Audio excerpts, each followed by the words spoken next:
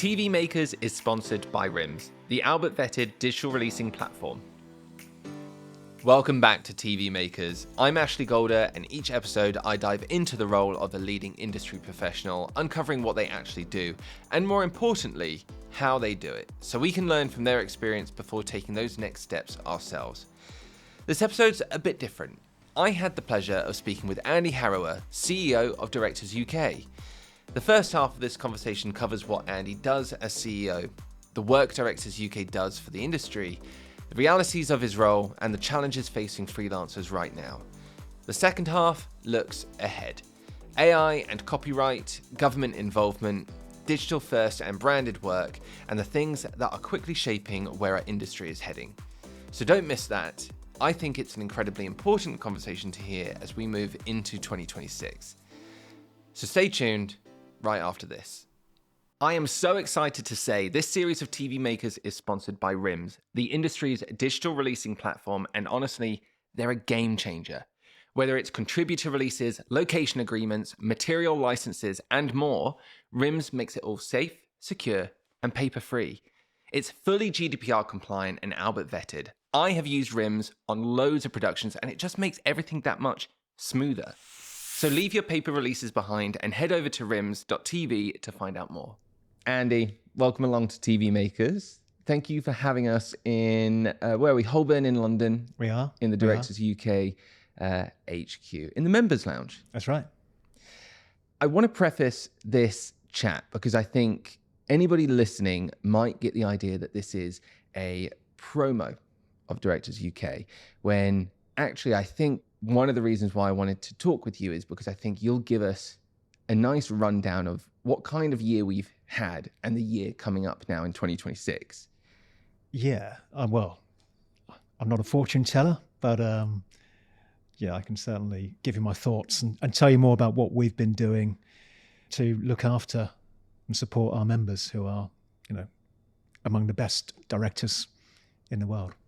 If you are not a director, why should you still listen to this interview? A lot of the work we are doing is really just trying to make things better for all freelancers in the television and film industries and the wider creative industries. We work with many other bodies that look after freelancers, and I think together we're a powerful force. I've seen the work firsthand of what Directors UK and yourself do, and I also see that it's a lot broader. Even though the title says Directors UK CEO, it is more about the industry, and it's something that we're going to go on to talking about. Obviously, we've got the things that Directors UK do for lobbying the government and working with organisations like the Film and TV Charity or BEG2, working with PACT in order to create better change within the industry. So we'll get onto those later. For anyone who doesn't know Directors UK, can you just give me a top line, but also what is the biggest misunderstanding about what Directors UK does? So we are home to over 8,000 television and film directors. Our job is to support them in many different ways throughout their careers. One of the big things we do is collect royalties or residual payments for them through the deals that we have in place. Mm-hmm. That means that they are recognized for the value that their work brings when it's enjoyed by audiences around the world. We're there to be their voice, whether that is lobbying government on issues which impact directors or speaking to trade bodies such as PACT or working with BEG2. And we're there to provide a community for directors as well. There's most of the time when you're working as a director, there's normally only one of you. Mm-hmm. You don't normally get to meet fellow directors. You know what? I agree with that one as well. I was very fortunate enough to be working on a show where there were actually two directors, and that's exceptionally rare. It was such a novel experience. Yeah, it's unusual, isn't it? Yeah, and to be able to learn off each other, because again, if you're the only director, you have to rely on what you know, and you don't often get to see other people's take on something and how they work. So that sense of even just community in that show was really nice. Yeah. And I've seen that with Directors UK as well. What then, moving into the role of CEO, surprised you most about our industry? I tell you what really hit me. I was staggered that this industry, the UK television and film industry, which has got a lot of money in it, 5 or 6 billion, was spent on production the last year or so. I was staggered that it has its own charity. The Film and TV Charity? Yeah, who are amazing. Marcus and his team are amazing. They do fantastic work. Yeah. But it's accepted that there's this charity that is there to support the workforce, helplines and handouts. It just struck me, gosh, the freelance workforce are really quite vulnerable. Doing something you love can really work against you at times. Well, it's not just something you love. It's something that people around the UK, around the world love. You're creating brilliant television, brilliant films. Yeah. And yet your existence can be really quite precarious. And obviously COVID really shone a light on it in a way that people didn't really appreciate beforehand. And my first few months here, a lot of that was spent writing more or less the same letter to the then Chancellor to say your support schemes don't really work for freelancers. Yeah. They fall between the gaps. In keeping with TV Makers as a series, we always learn about how to do the job before we do it ourselves. This is a slightly offshoot episode, I think. Yeah. Because not many TV or indeed film people are working their way up as researcher, AP or assistant director to want to become a CEO of an organization. Yeah. But in keeping with the spirit of things, you are a CEO. Yeah. You are in charge of, how many staff members do you have? 32. Plus your 8,000 members, plus all the work that you do with it, not within government, but towards government and other organizations. Yeah. What would be your one piece of advice that you could impart? In many ways, not dissimilar to being a director, it is about having a great team of people around you. How do you ensure you've got a great team? You have to work to do that. When you arrive on day one, you don't know your team, so you've got to get to know them. You don't jump in, you don't make assumptions, and you get to see what they're doing, what their skills are, what experience they bring. And the needs of our members are changing all the time. So I've had to adapt the team to make sure we can give our members what we need. I guess the other part of it, of course, is I'm not a director. I've never pretended to know anything about the craft of directing. But we have a board voted on by our members. They are, for the most part, working directors. Well, good question at the moment, how many are actually working, but people who have worked for many years as directors and have all that skill and experience to give. So I work really closely with our board and other members as well. And every day for me is a learning experience. And the more I learn, the more impressed and in awe I am of what you all do. So as the boss, yeah, and then you saying, well, you're working with the board, you're working with the members, you're working with your team. Yeah. How do you balance those two worlds? It's not about telling people what to do. You get the best people, you trust them, and they get on with what they need to do. And we all work together. Are there times where I have to make a decision, sort of the final call on something? Yeah, I suppose so, from time to time. But I guess it's just having the confidence to do that, which is built upon years of experience, judgment. Being old helps. No, you're not that old. Well, Andy. That definitely helps in terms of you've gained some wisdom. Yeah, you gain wisdom through life. Yeah. And I think that means that decision making and having a good team of people around you is pretty straightforward in that respect. So going back to what you were saying earlier, how you've had to change the organization as times change. Yeah. How has your approach changed, and what keeps you up at night? When I first started here, there was just one issue we were dealing with. Pretty much that was COVID, and how to support our members through what was a very difficult time. Now, thankfully, we're through COVID, but no year has been. So there hasn't yet been a sort of period of stability since I joined. I'm waiting for it to be a simple year. Yeah. We're at risk of being pulled in all directions, trying and wanting to support our members. So for me, it is really important to focus on the things that where we can make an impact.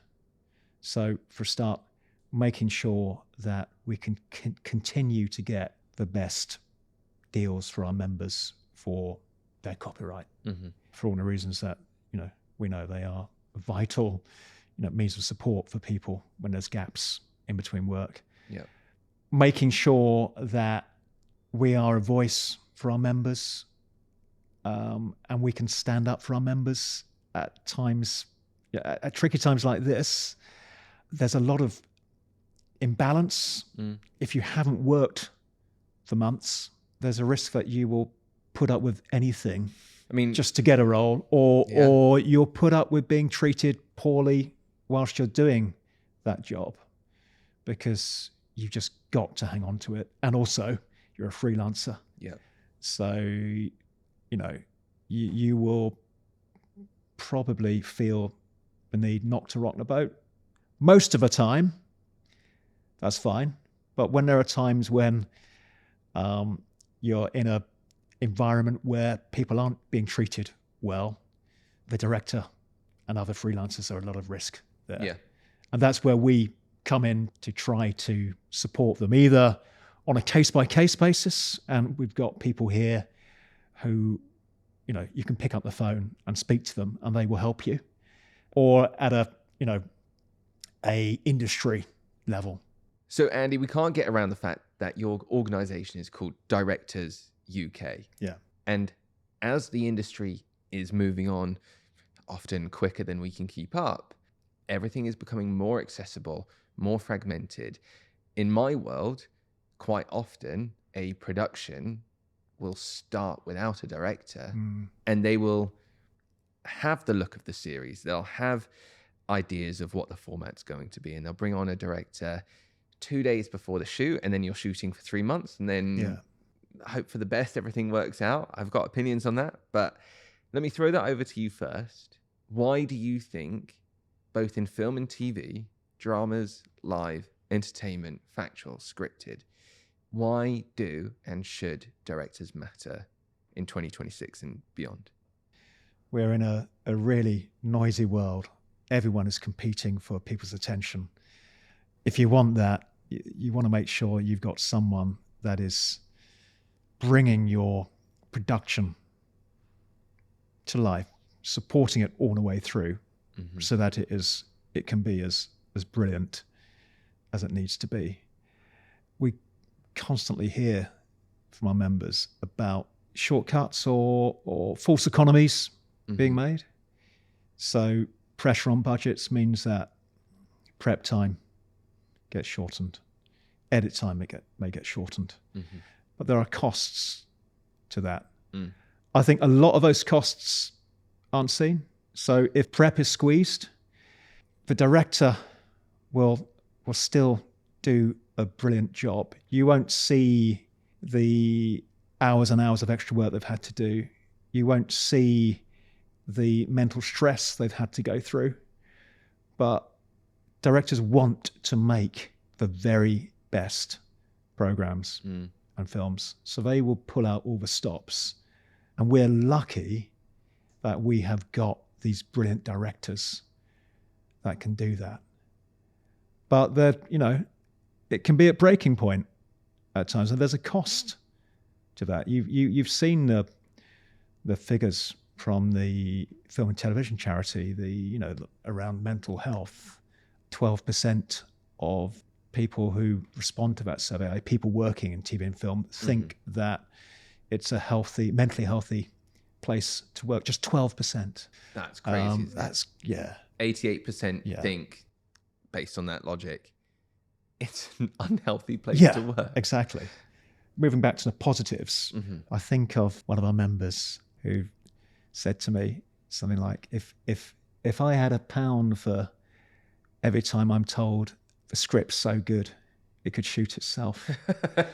I mean, I think that says a lot. There is an assumption, and actually particularly in TV, how often do you see a bit of press about a forthcoming series, a drama, and they mention the talent, the actors, they mention the writer, and there's no mention of the director. Yeah, they've had it's just this assumption that it just gets directed. It doesn't just get directed. You need brilliant people to do that, and that's why directors matter.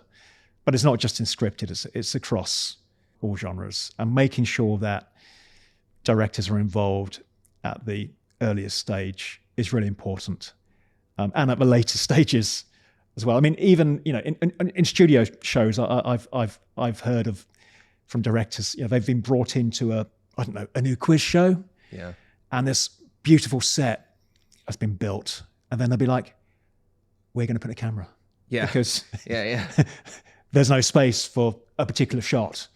Bring directors in at the right point. Don't try and save a few quid by bring them in later or too late, because it will work against you. And it will work against everyone else making that production. I would agree. And it's not to say that there aren't some amazing, really incredible series producers, execs who have that mind. I know execs who used to be directors. So it's not that they haven't done it, but you can't do it all. You need other people concentrating on those different roles. And as you said, even just schedule, knowing how long something takes to shoot. It's really easy to forget that when you're in an office and you're organizing something ahead of schedule and you're like, this probably takes 3 hours. And then I can look at that and go, no, that actually takes 8 hours, because you're not thinking of all these other things. Directors are important to have on site, on set, on location, in the office, in the post-production.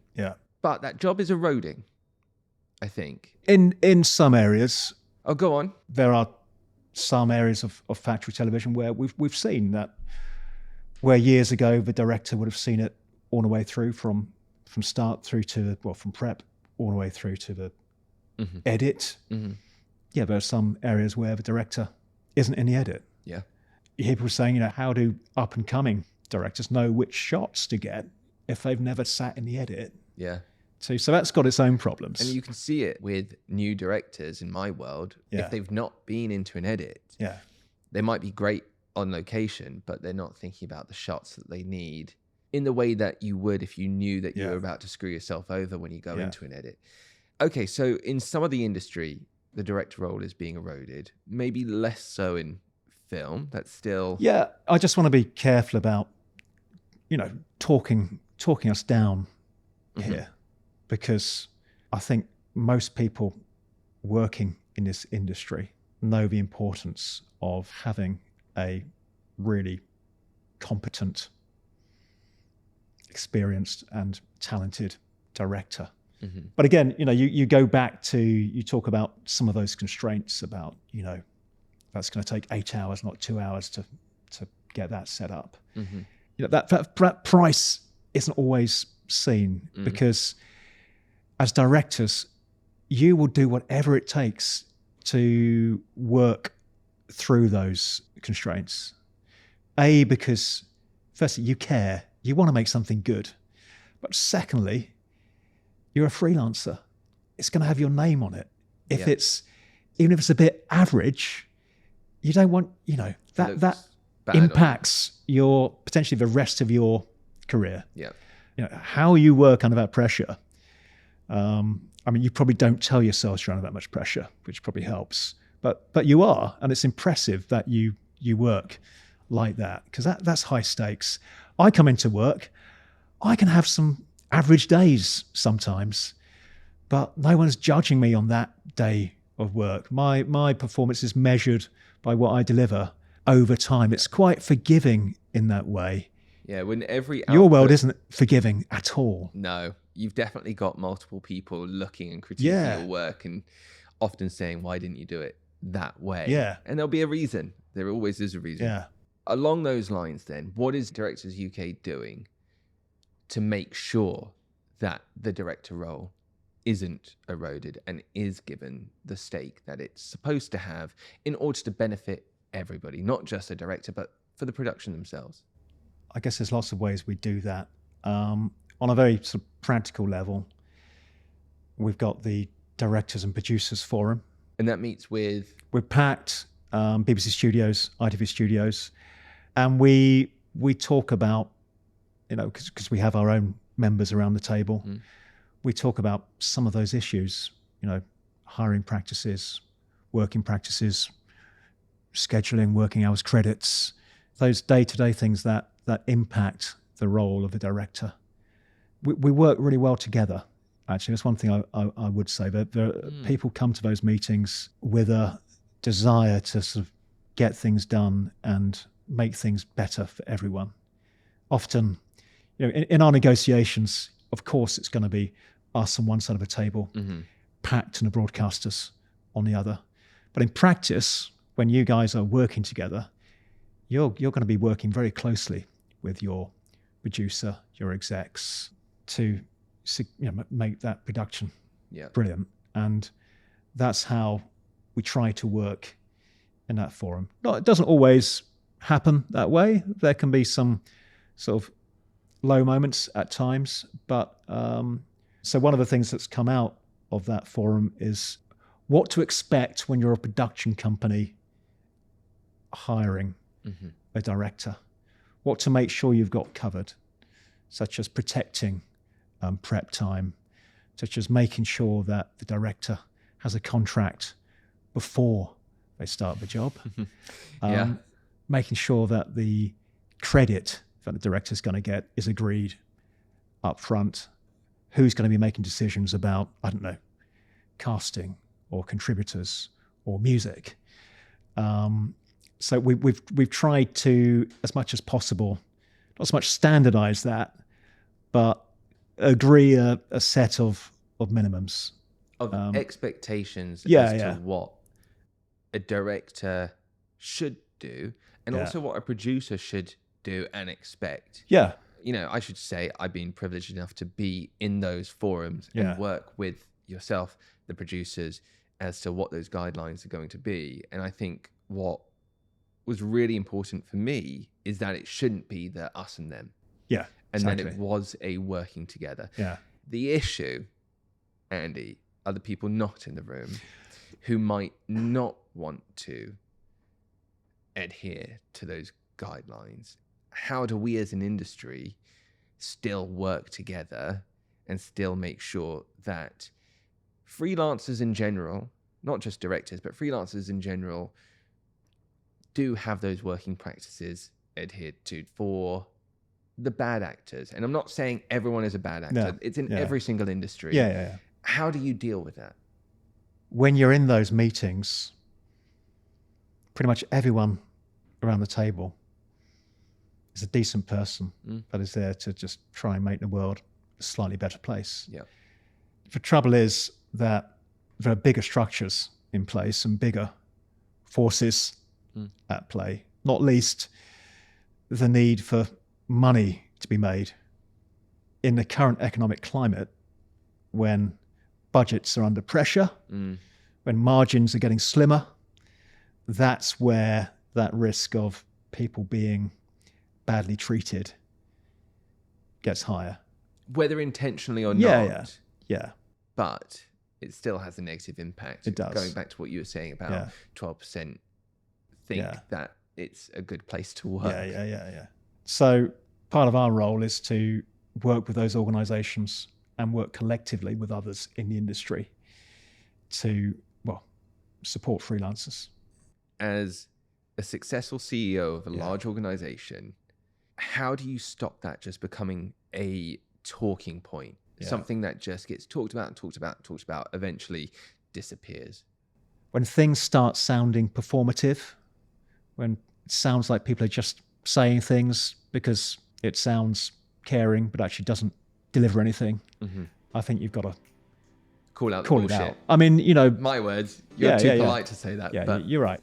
Okay, let's talk about RIMS, the digital releasing platform who are proudly sponsoring this series of TV makers. RIMS are trusted by the biggest players in our industry, but do you know why?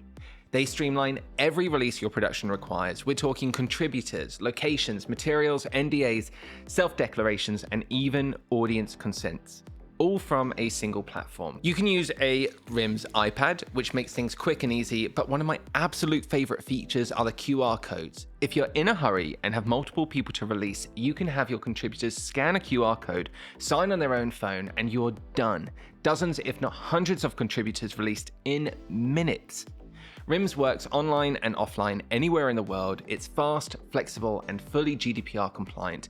And because everything's searchable by name, date, location, release form type, post teams can find what they need in seconds. Plus, photos are stored with every form, so matching contributors is actually easy. It's Albert vetted, eco-friendly, and trusted across the industry, so if you want to make your releases a whole lot easier, head over to rims.tv and book a demo now. This episode is sponsored by The Kit House.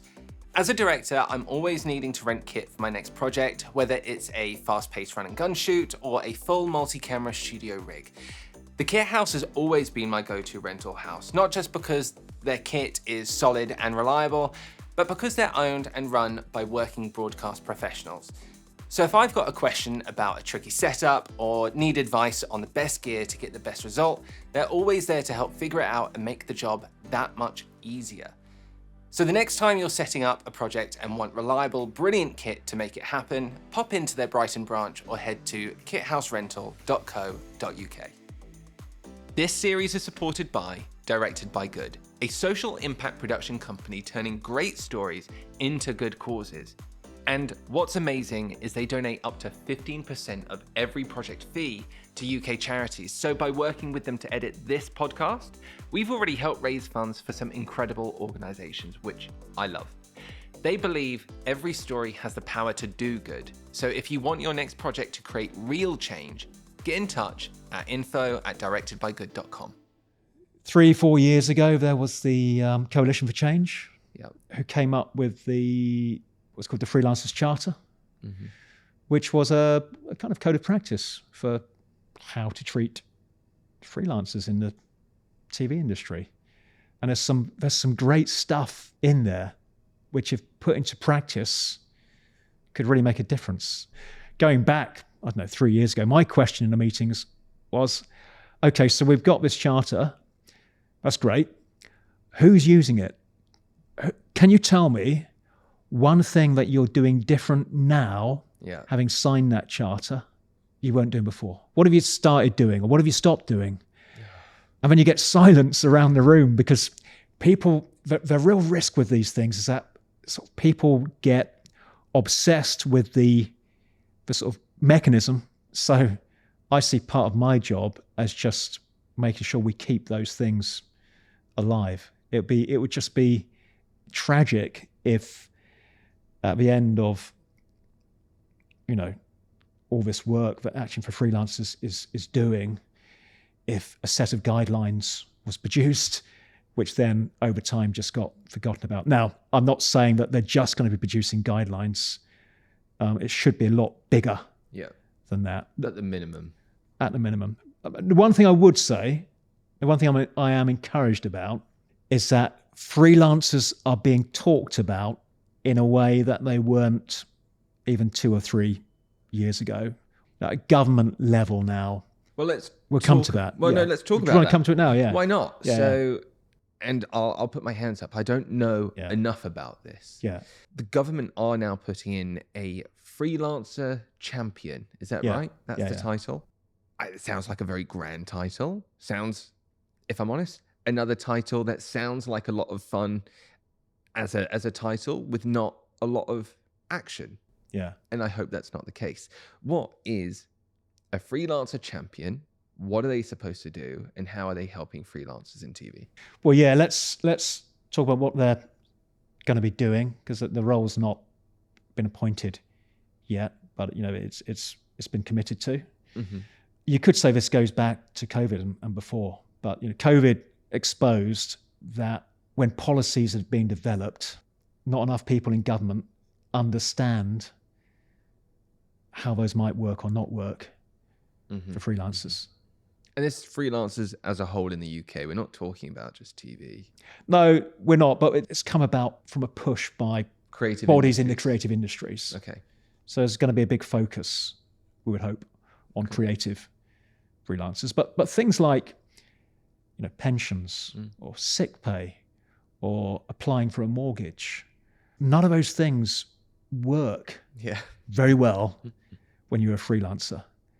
So we want to make sure that as government is across all departments, as they're developing policy, that there's someone in government that can say, hang on a minute, that's not going to work for freelancers. And who will that be? An MP? No, it will be an employee. So a civil servant. A civil servant. They'll be in charge of, for example, commissioning, research and gathering evidence that may be needed to support certain policy initiatives. If it works well, then it could start making a difference for freelancers. We just want to make sure that the role has teeth.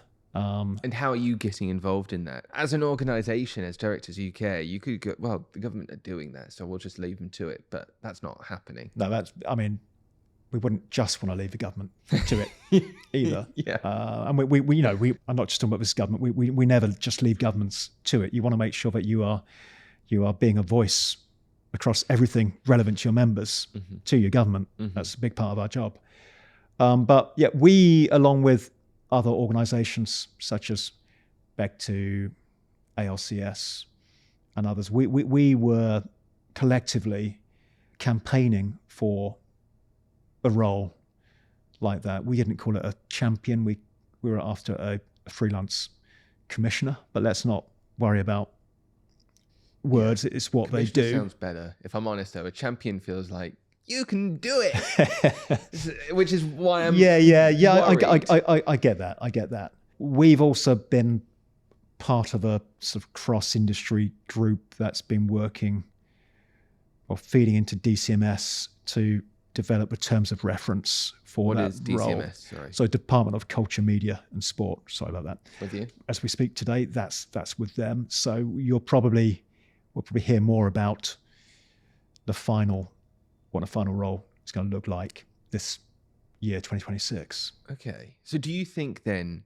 part of your role, going back to what we were talking about earlier as to what do you think people don't really understand so much about your role or Directors UK, you're there to make sure the conversations are happening and continuing to happen. Otherwise, they can be left. They can be forgotten about. Yeah. And by keeping that conversation going, after, did you say 3 years? We've now got a freelancer champion in government that will then be able to continue that conversation and action stuff for the better. Is that fair to say that is a big part of your role?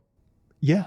Just getting things like that onto the agenda, into the sort of consciousness of MPs and other peers, other people that are shaping policy and law as well. That's really important. Yeah. What should listeners or watchers on YouTube do to try and hold that role accountable? Should we be, again, relaxing and going, don't worry, the government's got it, or don't worry, Directors UK have got the government, or should we be getting involved? Should we? I mean, look, we will always be your voice, and I think we do a pretty good job on that. We can always do more, but we're a strong voice for directors. But it's really powerful when you speak directly because you're sharing your experience.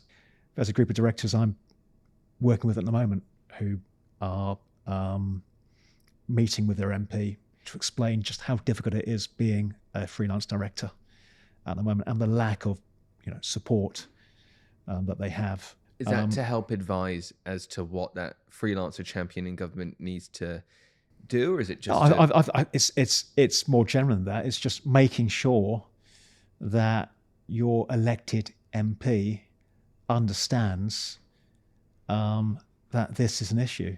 Your MP might go home after a long day, watch a bit of TV, think that was brilliant. Speak to them, let them know that television program was sweated over, was crafted, was months or years in development, and is only as good as it was because there's a brilliant director and a team behind it. But that director is now struggling to pay their mortgage, pay their rent. Some of those chat groups now, and it's gone from anyone know a good drone operator near Leeds? Yeah. Because I'm shooting on Monday. Yeah. To anyone got any tips for how to get a 9-to-5 job? Anyone got any tips for how to get a job in the civil service? Yeah. It's heartbreaking. It really is. So I had a recent interview with Doc Hart's founder, Andy Castle. Yeah. And he said something similar. If he has to hear another friend, colleague, director, AP, whoever say, help, otherwise I'm going to have to be a delivery driver. Yeah. And actually, I've got some stats here of Beck2's 2025 big survey, where 39% of freelancers are currently out of work, 13% feel secure in their job, 82% say their work is precarious. So then that leads me on to more of an existential question. When you've got 39% of freelancers, and of course some of those are directors, out of work, what are you doing to fix that? As if it's that easy. Yeah, look, we can't fix that. We can continue to support directors, and one of the fundamental ways of doing that is, the royalty payments we make to them, which are lovely, but I will go to say are obviously a sticking plaster. They're a sticking plaster. You're right. It is great to receive, can help people who are struggling, but is not a solution. No. How does Directors UK see the future going into 2026 as we are? What does the next 5 or 10 years look like? I know you started this interview with saying you don't have a crystal ball. Yeah. But what are you hoping for? What are you moving towards? Because I know you're not just sitting in your office playing Pac-Man. Yeah. Yeah. I've seen you work. You are one of the busiest CEOs that I've had the pleasure of knowing. Yeah. I don't think people know what happens in the background. So what is happening? Obviously, we can't change that trend. Audiences will go where audiences want to go. Of course, yeah. And clearly, there's been a shift over the last decade or more from traditional television to streamers, and the rise of YouTube, TikTok, and others. So people's overall time watching audiovisual content of some form is about the same, but it's being taken up in different ways. And of course, that's got implications for our members, for directors. So while we can't shape the trends, we're not in charge of commissioning budgets. What we can do is make sure that when our members are working, that they are treated better. We can push for better working conditions, better hiring practices. Or, and I know this is depressing, even the same. Because as we have talked about, when budgets are cornered and when things are starting to become a bit more fraught, working practices become worse. Yeah. So even at this point, just keeping them the same. Obviously, we want better. Yeah, it is a struggle. We don't want things can't go any further backwards. Mm-hmm. We've got to hang on to what we've got, and then we've got to build from that. Yeah. That's where we're coming from. And also coming back to our earlier point about helping people understand the value for the director. Because I think that value is not always consciously recognized. You recognize it unconsciously because you go, that was brilliant, without really appreciating what made it brilliant. Yeah. We will always be working in those areas, and policy can be developed that works better for freelancers as well. So then that moves me on to where our industry is going. Yeah. And I think I know where it's going. I think it's been fairly obvious with this series of TV makers, but to help not make it so biased, I'll ask you first, where do you think the shift is going, and how does that affect how Directors UK work within that shift? I mean, clearly we've seen a huge sort of contraction in commissioning, less programs being commissioned. There are a lot of economic factors at the time that led to that, you know, ad market collapsing for a while and other pressures. And of course, some of it is just the world is changing. I suppose we had that era when, you know, digital TV got going in the 80s, 90s, when suddenly you had loads of channels that had 24/7 schedules. All the cable TV channels. Yeah, they needed filling. So that created this explosion. Obviously, there's fewer channels in that respect, a lot more consolidation. And the broadcasters seem to be adopting commissioning strategies that are summed up as, you know, bigger, better is sometimes the shorthand used, which I don't think it's a great phrase, to be honest. By that, they appear to mean we're going to spend more money. Well, we might have the same sort of commissioning budget as a whole. Yeah. We're probably going to make less programs overall because we're going to shift a lot of that to big budget, high impact programs that we hope will resonate with audiences around the world and deliver a return. Yeah. So all that stuff in the middle there's less of that. I mean, I think everyone, your listeners and viewers will. Yeah, we know it. Will know that. You know it, and you're seeing it. So so the question is, what then replaces it? What is the work? Yeah, where do those people go that would have worked? Say, you know, you had 10 commissions, now you've got 2 big ones. Yeah. We're seeing the shift of people moving over to more digital first stuff, whether that's YouTube, branded content. How is Directors UK matching that shift? Because it's easier to understand the role of a director of a program, harder to represent a director who might be working for Red Bull. They're still a director. That's still content that needs to be directed. Yeah. It's not on a broadcast channel. Might not even go on a streamer channel. It might go on Red Bull's own channel somewhere. What are the challenges with that for you? Well, don't forget this stuff is still directed, and it needs to be directed well. It needs to be done by people that know what they're doing. Many of it has been done by our members. So we are still there as a support framework for those members. We're still there as a collective voice, as a community for those members, working out what the new sort of pressure points are in that world. Yeah, I think there's more for us to discover and find out. Is anything sort of coming out the woodwork at the moment? You know, new things that you're like, oh, this is something we've not seen with traditional linear TV or traditional film, that you're noticing now that there is this uptick from a digital side? Well, I suppose one thing that is possibly different is that the director might be doing more than just directing. I mean, that sounds like my world. But it's your world anyway. I know. And not to say directors are ever just directing, by the way. but there might be other areas where you are bringing all the IP, all the ideas to it, and then directing it. So actually, it's not just the sort of director-related issues that you might need advice on, but many other issues as well. So will Directors UK in 5 or 10 years' time change their title to Directors UK and Sons or Sons? Like, you know, if the directors are more and more becoming like a one-stop shop for...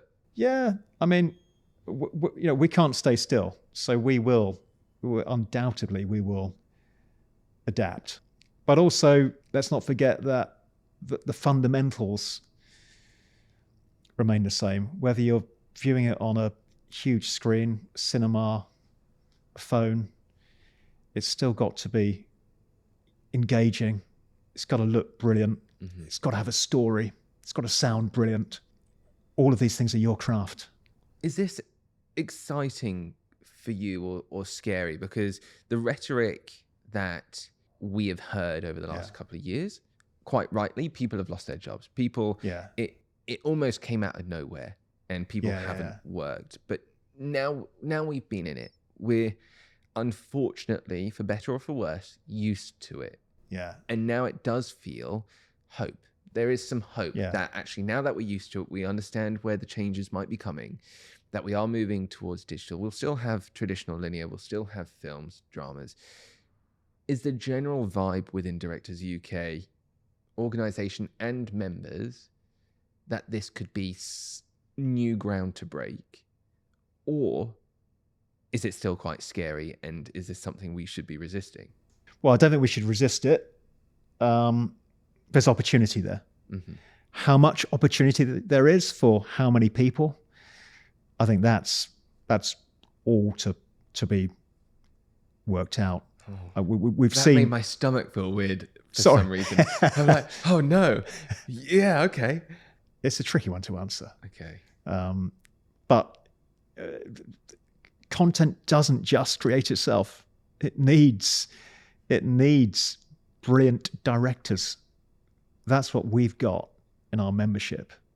Now, most of those directors have spent most of their working lives in the traditional world of television. Mm-hmm. But the skills and experience needed to create, it's the same skill set, it's the same experience, it's the same brilliance. That, as your own personal opinion, is that echoed with your members? Are you seeing a change in the tide? Yes, some, but understandably, a lot of people are really, really worried because they haven't worked for months or longer. So I'm not going to be in a person that says, oh, but look at all this opportunity that's waiting for you. Yeah. It's that they are in crisis mode. Yeah. And we need to recognize that. And there's no immediate sort of magic solution to that. This is going to probably take a few years to sort of play out. I think there's a risk as well that we will lose some of our best I don't think people. A risk. It's happening. You're right. It's absolutely happening. Yeah. Because people can't afford to see where those opportunities are going to come from. Yeah. They've got to earn some money now. Yeah. And that is tragic as well. Because, that experience doesn't just happen like that. That is being nurtured over many, many years. Yeah. And it's a great loss to us. But, worst is the people who are going through it. That's just awful for them. And this is where stuff like the Freelancer Champion that you're lobbying for, the Directors Producers Forum that you're a part of, and all the work that you're doing with PACT, with Beck2, to help create a future for our industry that is at least better than what it was. Exactly. Andy, with the industry being as it is, we've also seen the rolling back of diversity initiatives, DEI initiatives. Yeah. Where does Directors UK sit within that? I actually think that use of the word initiatives illustrates the whole problem. The idea that the lack of diversity of the people that make our television programs and films, it's not getting any better. Mm-hmm. And the idea it can be fixed by one or two initiatives here and there. So, a placement here, a placement there. Placements are great. They are great for the people that they help, but they're not the answer. Yeah. And it worries me whenever I go in to speak to the broadcasters or others that no one really, they always point to, we've done this placement here. But what about the bigger thinking? What about the cultural change that is needed? What about this sort of bolder, more ambitious ideas? I see a lot of well-intended people, but not in a way that it's not enough to get the change that we and most people want to see. What could be done? Instead of an initiative, what would you like to see? I'd like to see each time that CDN brings out its diamond reports, I'd like to see something a bit more concrete than a sort of response that says, yes, we know we need to do better. From the broadcasters? Yeah. Yes, change is slow, it takes time. I'd like to see more concrete sort of joined up strategies for how they're going to more accountability, more holding this. their hands up instead of we're aware and we're trying. It's more like, how? Yeah. What are you going to do? So with that, seeing as we're tackling really hard conversations. Come on then. AI. Oh yeah, that one. So not only is the industry sort of contracting and there's less shows for people to work on, but hopefully more of a digital uptick that we could take opportunity on. Then you've got the added pressure of AI. What is Directors UK stance on AI as a general and then AI usage within TV and film? Well, I'll tell you where we've been putting most of our effort, pushing back against AI companies training their models using other people's creative works without asking permission, without paying them. Yeah. That blatant disregard for other people's creations. Theft. And I think it's important to say, because if you're listening to this and thinking Directors UK, you're only talking about directors. No, this is a global issue where you've had artists' work being used to train models. And now you've got pictures that look identical to the pictures of Picasso's, Michelangelo, or even The Simpsons. And then you've got the music industry. You've got poets. You've got writers. You've got content creators, directors, whoever can make something. That content, whatever guise it is being used by some to train models to then create. Yeah. We've been working with many other organizations and bodies across the creative industries to make sure the government, as it develops its AI and copyright legislation, make sure that they understand that they don't fuck it up. Is it happening too slowly? Because the horse is out the gate. Yes, it's happening too slowly because the AI companies have hoovered up all of this stuff. And you now press a button and you generate a beautiful video, all based on other people's creations. But I tell you, I've been so impressed by how we as the creative industries have come together to make a standard. I don't know if you remember the Make It Fair campaign earlier in 2025. Whatever newspaper you bought that morning, it had the same cover, Make It Fair. Yeah. Because journalists and the press, they're being... all of their stuff has been taken. Yeah. So it's in all our interest to make sure that people aren't screwed over in the way that they are at the moment. So where is that leading us? What kind of time frame? Government are due to announced, so they started a consultation at the end of 2024. At the same time, you've had there's a data use and access bill where Beeben Kidron was, who's a director herself, led a fantastic campaign to try and get some provisions in that bill to require AI companies to be transparent about what works they are hoovering up. Now, ultimately, the amendments that were trying to be introduced, they didn't go through. But it really became something for the creative industries to unite around. It was a brilliant piece of campaigning. I don't even remember there was an album, a silent album with 12 different silent tracks. No, I did not. If you take other people's creativity without paying them, they starve, they can't produce. It's simple as that, isn't it? Yeah.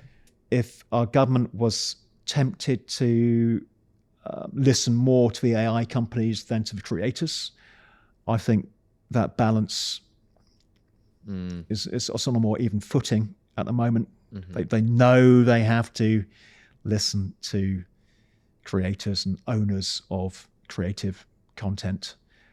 What that ends up looking like in practice, it's too early to say. Time frame wise, where do you think we're at? Like, do you think in the next 6 months we might have some sort of even base legislation? Or I don't think we'll have legislation, but we should have.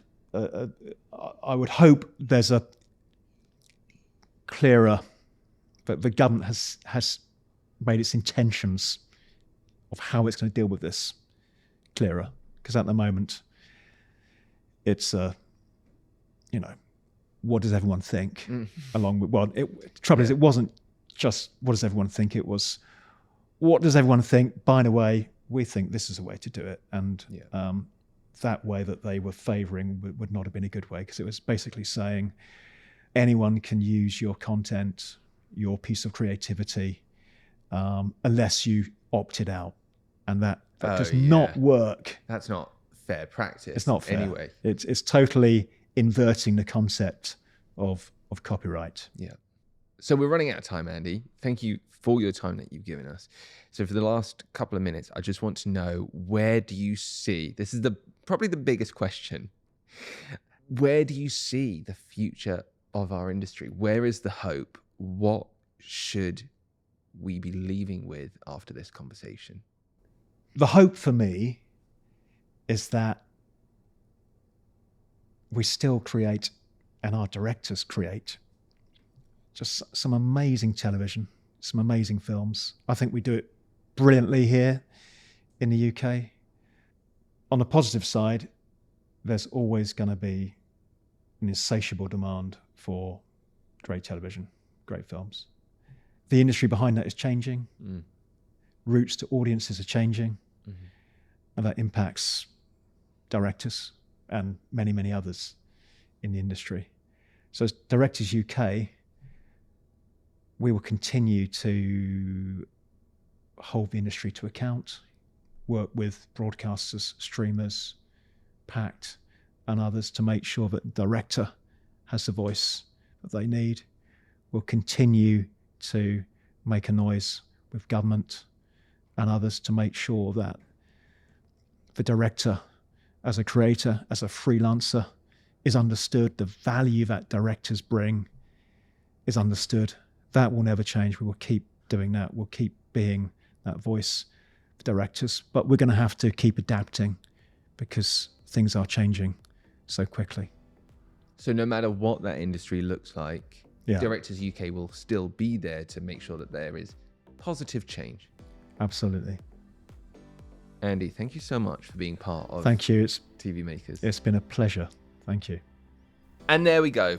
Some more things to think about as we head into 2026, but I really hope this conversation has helped. I want to say another thank you to Andy Harrower, and of course to you for listening. Please do get in touch with the team at Directors UK or with myself if you've got any thoughts about this episode or want to continue the conversation. If you want more conversations like this, you can subscribe wherever you listen or watch the show, and new episodes will land straight into your feed. You can also follow the podcast on Instagram at tvmakerspod, find me on LinkedIn, or get in touch via podcast@tvmakers.co.uk. As always, thank you for listening, and I'll see you in a couple of weeks. Take care.